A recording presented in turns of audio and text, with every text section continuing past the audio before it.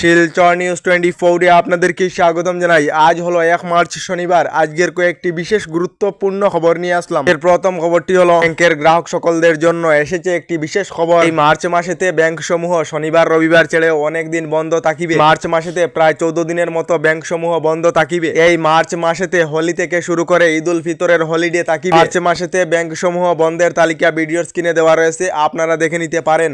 এদিকে আজ হলো 1 মার্চ। আজ থেকে দেশেতে 10টি নতুন নিয়ম লাগু করা হবে, এর ফলে দেশের জনসাধারণের পকেটে প্রভাব আসতে পারে। মিউচুয়াল ফান্ড, ডিমেট অ্যাকাউন্ট থেকে শুরু করে UPI, Google pay, PhonePe, Paytm, LPG gas সিলিন্ডারের দাম সহ বিভিন্ন ক্ষেত্রে কেন্দ্রীয় সরকার থেকে নতুন নিয়ম পরিবর্তন করা হয়েছে বলে খবর এসেছে। প্রাইভেট কোম্পানিতে চাকরি করা সকলদের জন্য এসেছে একটি ভালো খবর। এই চলিত বছরেতে দেশের প্রাইভেট কোম্পানিগুলি চাকরিয়ানদের বেতন প্রায় 9.5% বৃদ্ধি করিতে পারে বলে রিপোর্ট প্রকাশ করা হয়েছে। দিকে মণিপুরিতে 6 মার্চ পর্যন্ত বৃদ্ধি করা হয়েছে হাতিয়ার জমা করার সময়। মণিপুরের গভর্নর বাল্লার তরফ থেকে এই নির্দেশ জারি করা হয়েছে বলে খবর এসেছে। এদিকে 18 মার্চের আশেপাশে বিজেপি সরকারে যদি পঞ্চায়েত নির্বাচন ঘোষণা না করে, তাহলে 20-21 মার্চেতে গুয়াহাটি হাইকোর্টের দ্বারস্থ হবেন আসাম প্রদেশ কংগ্রেসের সভাপতি ভূপেন বরা। এদিকে পাকিস্তানের এক মসজিদে বোমা বিস্ফোরণ।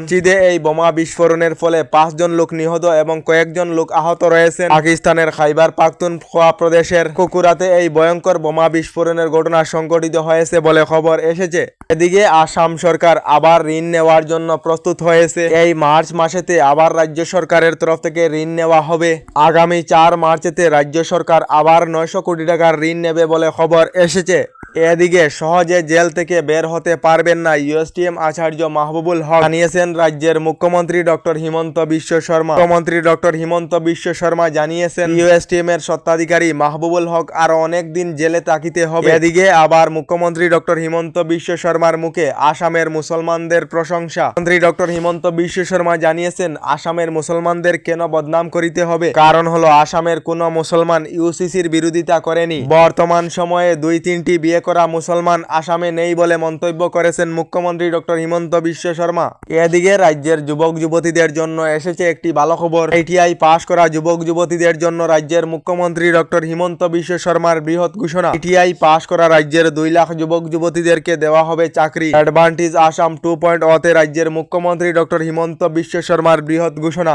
এদিকে বছর বছর ধরে আমাকে বিভিন্ন রাজনৈতিক দলে রাজনীতিতে যোগদান করার জন্য অফার দিয়েছিল, কিন্তু আমি নম্রতরে অস্বীকার করেছি। কোনোদিনও রাজনীতিতে জড়িত হতে চাই না, জানিয়েছেন অভিনেত্রী প্রীতি জিন্টা। এদিকে টুইন টাওয়ার নির্মাণ না হওয়ার কারণে সরকারের বিরুদ্ধে সকলেরা সমালোচনা করে, কিন্তু অনেকে হয়তো না জানে যে 800 কোটি টাকা ব্যয় করে আসামে টুইন টাওয়ার নির্মাণ করা চলেছে। ইতিমধ্যে 60% নির্মাণ কাজ সম্পূর্ণ হয়েছে, রাজ্যের মুখ্যমন্ত্রী ডক্টর হিমন্ত বিশ্ব শর্মা। এদিকে গতকাল রমজানের রোজার চাঁদ ভারতে দেখা যায়নি। আগামীকাল অর্থাৎ 2 মার্চ থেকে আরম্ভ হবে রমজানের রোজা। কেন্দ্রীয় হেলাল কমিটি আসামের তরফ থেকে ঘোষণা করা হয়েছে। এদিকে সরকারি ঘরের তালিকায় নাম থাকা এবং জিও ট্যাগিং হওয়া প্রতিটি গরিব দুঃখী পরিবারে লাভ করিবেন সরকারি ঘর বলে ঘোষণা মুখ্যমন্ত্রী ডক্টর হিমন্ত বিশ্ব শর্মা। শীঘ্রই রাজ্যের 3,88,000 লোকেরা লাভ করিবেন সরকারি ঘর বলে রাজ্য সরকার থেকে জানানো হয়েছে। তারা সরকারি ঘর লাভ করেছেন না কমেন্টে নিশ্চয় জানাবেন। এদিকে অরুণোদয় 3 প্রকল্পে হিতাধিকারীদের বাছাই নিয়ে দুর্নীতি। 1000 থেকে 2000 টাকার বিনিময়ে অরুণোদয় প্রকল্পের সুবিধা প্রাপকদের তালিকা তৈরি করা হচ্ছে। নতুন কাঞ্চনপুরেতে অরুণোদয় 3 প্রকল্পের সুবিধা প্রাপকদের বাছাইয়ে অনিয়মের অভিযোগ। রাজ্যের প্রত্যেক জেলার প্রতিটি এলাকায় অরুণোদয় 3 প্রকল্পের সুবিধা প্রাপকদের বাছাইয়ে অনিয়মের অভিযোগ। 1000 থেকে 3000 টাকার বিনিময়ে অরুণোদয় প্রকল্পের সুবিধা প্রাপকদের তালিকা তৈরি করা হচ্ছে বলে খবর এসেছে। আমাদের ডেইলি খবরগুলি ভালো লাগলে আমাদের ভিডিওতে লাইক দিয়ে চ্যানেলটিকে সাবস্ক্রাইব করে নেবেন।